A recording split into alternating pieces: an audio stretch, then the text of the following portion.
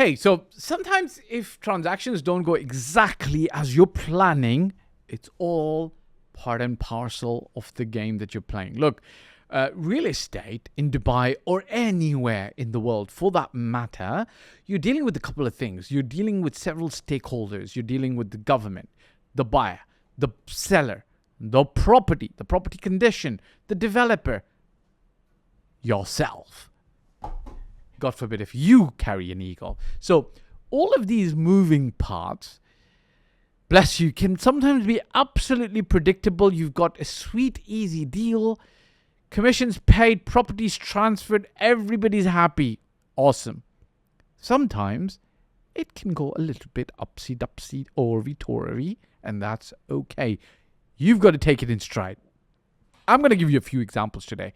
If you're looking to purchase a property in the Dubai market, there is a link below. You can click it, fill up a form, and see if we're a good fit to working together. Remember to hit the like, subscribe, and bell icon. If you're an agent or an investor who's dealt in the Dubai market and had a little bit of a tough time closing a transaction, talk to me. Let me know. So I'm gonna talk to you about a few of the earlier transactions that were challenging.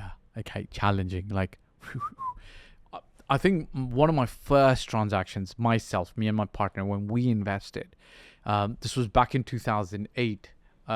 One of the ways that you had to invest was get invited to a launch event by one of the premium developers in Dubai.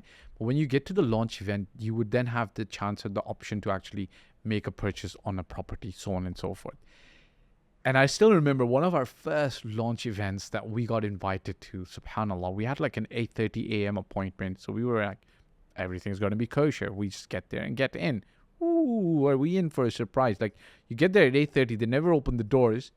We ended up creating a lot of noise outside, getting angry and anxious and aggravated and annoyed, which was not needed. But we end up getting in about 10:30, 11 o'clock. We see a lot of people already inside, and a lot of the inventory was already sold. So what we ended up actually choosing and buying was whatever was left.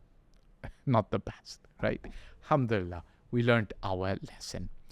Then in 2009, I was involved with a land transaction for one of my friends who wanted to build this amazing, beautiful house for himself.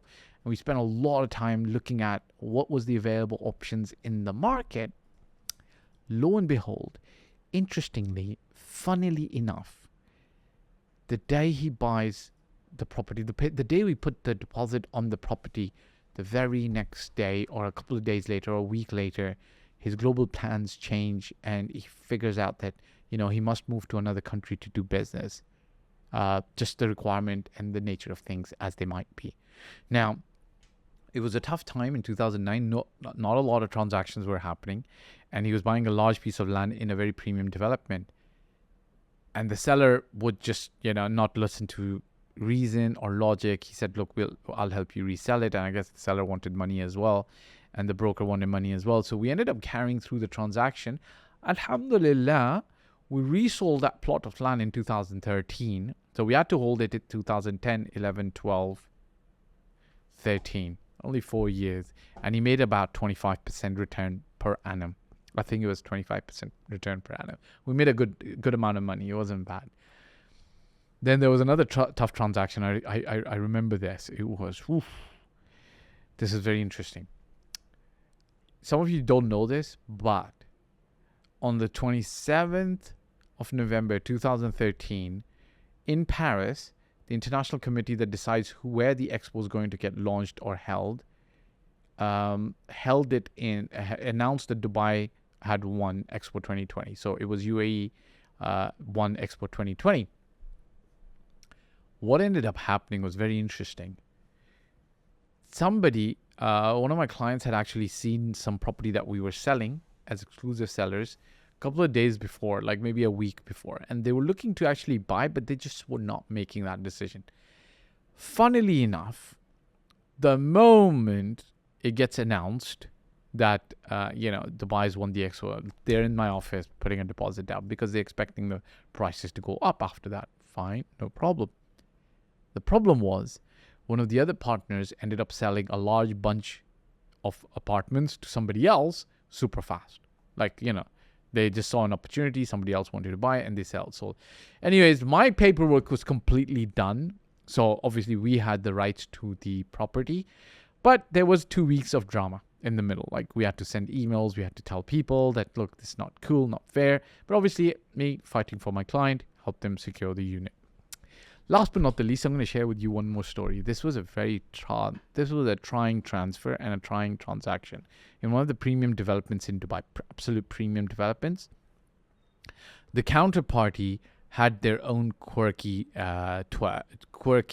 which is, they wanted to review documents, which is fine, which is absolutely what you must do.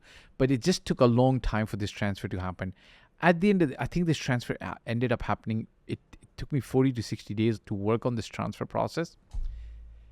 And the part that wasn't the best was, like, the seller had to fly in from another country, and then Dubai was closed for 4 days or 5 days due to Eid holidays, right? Which is normal, which is not natural. The other countries also closed down during the holidays. And he ended up, like, we were expecting that the transfer could happen before Eid, but it ended up that him just had to stay here for Eid. But he was a very nice person. He's like, I still remember he used to say, it is what it is. It is what it is. It is what it is. I'd love to fly back to my family, but it is what it is, right? So look, tough transactions, easy transactions, all of those are part of the game. Take them with your chin up. There's a lot of moving parts in a transaction. Just ask God to make it easy for you, for me, for everybody, and keep going. Ciao for now.